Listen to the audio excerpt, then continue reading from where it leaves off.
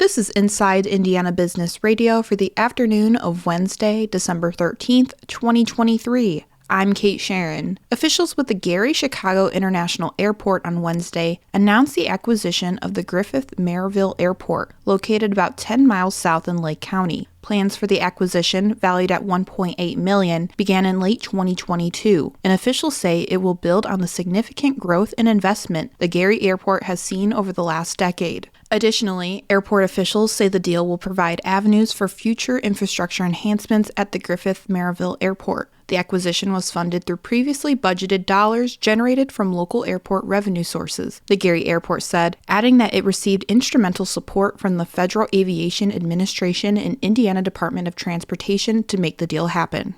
Elkhart-based Thor Industries has partnered with the RV Industry Association to commission a report on the EV landscape that begs the question, are current plans to build and expand electric vehicle charging stations inclusive of all drivers? Key to their pitch is consideration for a growing sector of travelers who are using electric vehicles like trucks or SUVs with a hitch to tow RVs, boats, or utility trailers behind them. Jason Rano of the RV Industry Association talks about federal funding and the proposal for pull-through charging. People have range anxiety, and it's an interesting problem, but people still like that peace of mind of knowing that if I need a charge, I want to be able to find it. And so that was the administration's impetus behind the funding and the bipartisan bill that passed Congress. The conversation comes following the U.S. Department of Transportation's creation of the National Electrical Vehicle Infrastructure Program, funded by $5 billion from the 2021 Bipartisan Infrastructure Law.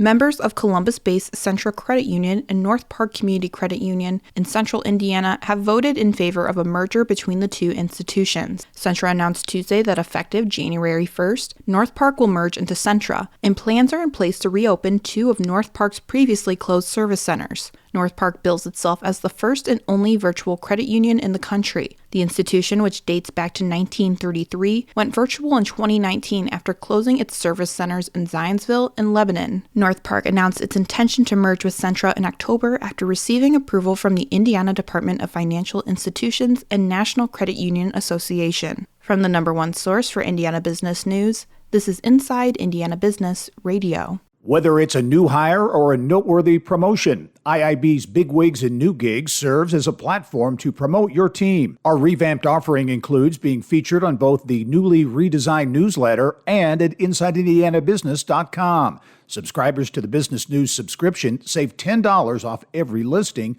Plus, you can save $100 by bundling your submission to IIB with the Indianapolis Business Journal or the Indiana Lawyer. More at InsideIndianaBusiness.com. The St. Joseph County Council this week approved a resolution allowing the county's redevelopment authority to issue bonds up to $50 million to support infrastructure improvements around the $3 billion General Motors electric vehicle battery site in New Carlisle. The county is expected to cover the costs through lease financing supported by tax increment financing in the area and financial commitments made by GM under its development agreement within the county. The bonds are expected to mature no later than February 2043. County officials in a meeting Tuesday said TIF payments and commitments from GM should cover the debt service payments at 150%, meaning the county doesn't expect it will need to increase property owners' taxes to pay for the bonds. The Indiana Chamber of Commerce and Indiana Department of Education are launching a statewide civics competition next year, the Chamber announced on Wednesday. The inaugural 2024 Civics Bee is designed to encourage more students in grades 6 through 8 to, quote, engage in civics and contribute to their communities. Participating students will begin the competition with an essay submission that will be due January 8th. The essays will determine which students are selected to participate in local, state, and national events that follow. The statewide event will take place in August at the Indiana State House.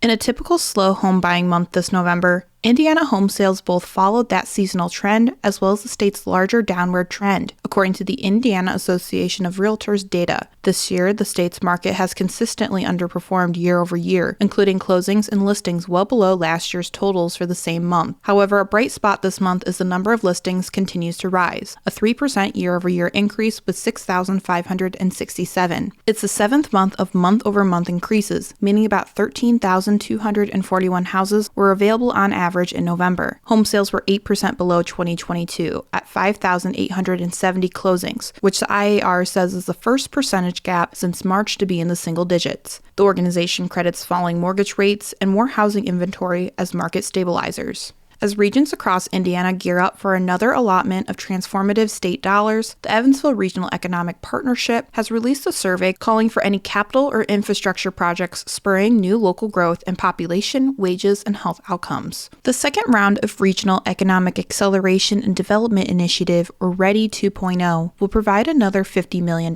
in grants to support projects focused on population growth and quality of life. The Evansville region, which includes Warwick, Vanderburgh, and Posey counties, saw $50 million in the first round, which supported over 20 projects, including riverfront upgrades, workforce housing, and green space. The deadline for regional goals and proposals to be submitted to the Indiana Economic Development Corporation is February 16, 2024.